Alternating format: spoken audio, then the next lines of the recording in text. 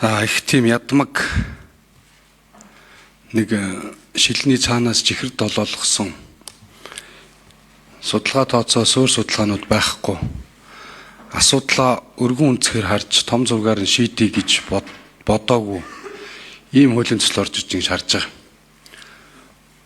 Хоёрхан эрх ашиг. Нэг нь зэсийн амнаатыг бууруулж байна.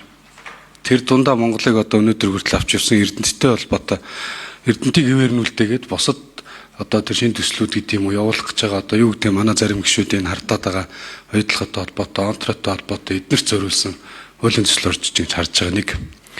Хоёр их юм бол Монгол улсын уулуурхаан салбарт хөрөнгө оруулалт хийсэн байсан.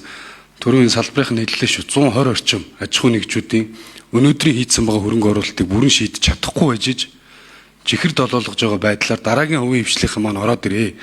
Та нуус хайгуулаа хий. Үнэхээр хайгуулаас чинь одоо үрдүн гараад ирэх юм бол бид нар лиценз олгоё. Ийм л хуулийн төсөл орж ирсэн. Одоо хувийн хвшлийнхэн чинь та итгэхгүй шүү дээ. Хөрөнгө оруулалт хийхгүй. Эхлээд нэгдэх асуудлаа эрэмблээд хамгийн нэгдүгээр Монголын энэ уулуурхаан салбарыг орж ирсэн хөрөнгө оруулагч нар дотоодын хөрөнгө оруулагч нарыг дэмжээ. Тэгжээс дараагийн ажил чинь явнаа. Зөвхөн зэсийг энэ дээр хардаг бол буруу шүү дамжны сайдаа. Та бүхэл бүтэн энэ чирдс баялаг ажил төрийн уулуурхаан яамны сайд хүн. Олон салбар танд хариуцж байгаа. Хамаарж байгаа. Нүүрэн чөг гишүүний яриад байгаа тэр төмөр дээр яг үнэн шүү дээ. Стандарт гэдэг нэг тоо тавьсан. Баяжмлынхаа одоо хэд гидээр яаж гарч байгааг мэддэхгүйгээр та бараг баяжуулсан юмыг л хэлээр гаргаал явуулж байгаа шин.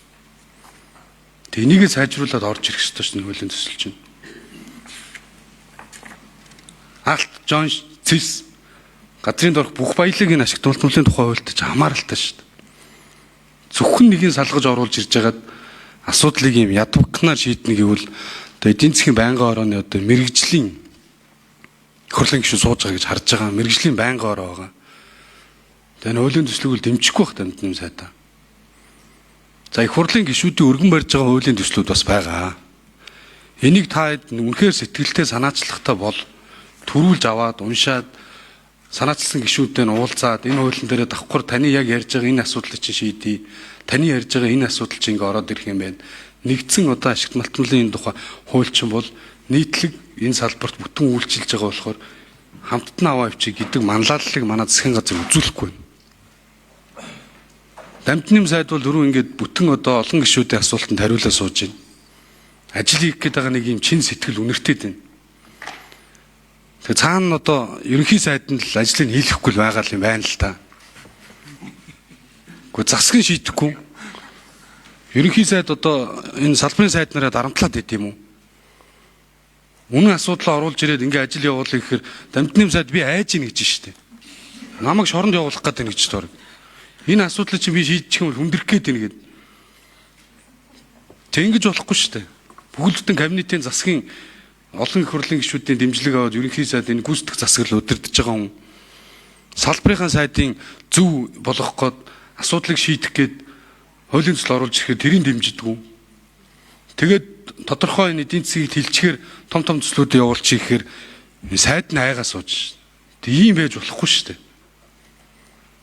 Цаашдаа энэ Монгол улсын эдийн засгт хамгийн юм нөлөөтэй байгаа энэ уулуурхаан салбар, ажил төрийн салбар, эрдэс соёлын салбарыг их хурлын гишүүд болон байнгын ороо ер нь бүх ард түмнэрээ дэмжихгүй болохгүй шүү.